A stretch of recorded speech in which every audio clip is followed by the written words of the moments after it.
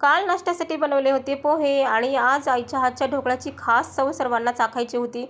त्याच्यामुळे आईने कालच ना डाळ आणि तांदूळ भिजवू घातले होते. डाळ तांदळाचा ढोकळा बनवण्यामध्ये आई खूप एक्सपर्ट आहे आणि बेसन पिठाचा ढोकळा मी छान बनवते. बहिणींना आईच्या हातचा हा ढोकळा खूप जास्त आवडतो. चला म्हटलं आता आई ढोकळा बनवत आहे ना, तोपर्यंतच आपण वरची सर्व काही कामे उरकून घेऊया.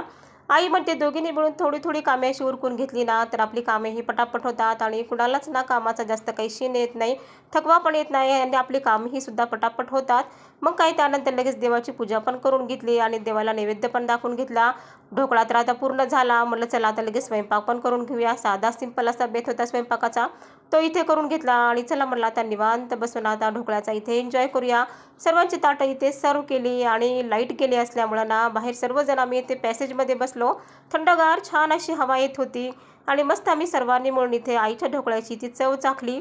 खरंच ढोकळा चवीला एकदम अप्रतिम असा बनला होता, मस्त बनला होता. आणि माझी आस्था मला म्हणली, "मम्मी काय गं एक ते एकच हेअरस्टाईल करते सारखी?